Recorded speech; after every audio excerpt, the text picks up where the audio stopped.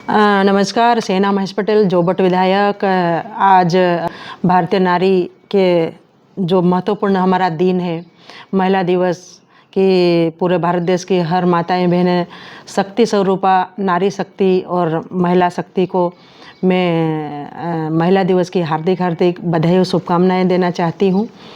और जिस प्रकार से नारी शक्ति, ये नारी शक्ति सिर्फ नाम ही नहीं, ये एक शक्ति का भी रूप है जिसको कहीं ना कहीं हम महिलाएं हर क्षेत्र में अपने अपने पदों पे विराजमान होकर ने बहुत अच्छे से निर्वहन कर रही है।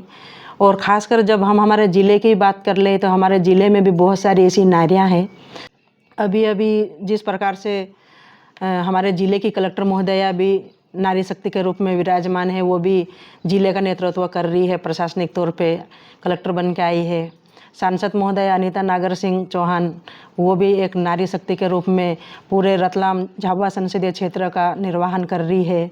और मैं अपने खुद के विधानसभा क्षेत्र जोबट का निर्वहन कर रही हूँ।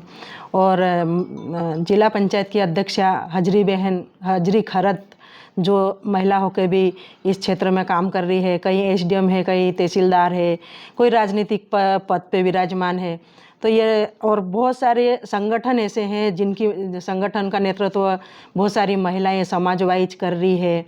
और कहीं ना कहीं हर महिला अपने अपने क्षेत्र में बहुत अच्छे से काम कर रही है। तो कहीं ना कहीं हमारे क्षेत्र में और भारत देश में महिलाओं का बहुत बड़ा योगदान रहा है। जी हाँ, क्योंकि जैसे विश्व में समझो या देश में जिस प्रकार से हमारी मातृशक्ति की जो वीरता थी, जिनको आजीवन इतिहासों में हमेशा हमेशा के लिए याद किया जा रहा है, जैसे कल्पना चावला जी ने भारत देश का नाम रोशन किया, और हमारी इंदिरा गांधी जो हमारे भारत देश में बड़ी बड़ी उपलब्धियां दी देश को, जो आज भी हम सब उसमें सहभागी निभा रहे हैं।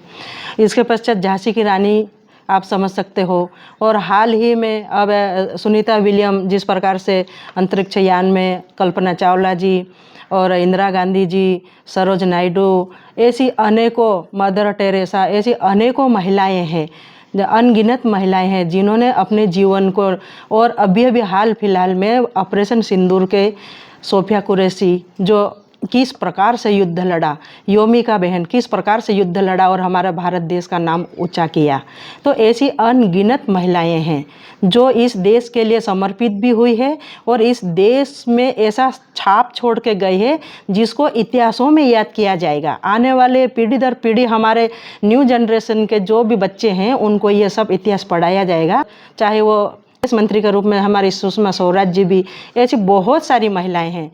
मैं उन तमाम ऐसी मातृशक्ति को नमन करती हूँ और उनके द्वारा इस देश में जो योगदान दिया गया, उस योगदान को आजीवन याद किया जाएगा और आगे भी उसको हमेशा निरंतर हमारी पीढ़ी दर पीढ़ी हम बढ़ाते रहेंगे। और इसी वीर गति को हमारे आदिवासी समाज से भी कई ऐसी योद्धाएँ, माताएँ, बहनें हैं जिनका नाम कई इतिहासों में प्रचलित है। लेकिन मैं चाहूँगी कि हर मातृशक्ति अपने आप में एक शक्ति स्वरूपा है, किसी से कम नहीं है और हर पुरुष से कंधा मिलाकर आगे चलने का साहस रखती है। ऐसी मातृशक्ति को 8 मार्च की बहुत बहुत बधाई और शुभकामनाएं।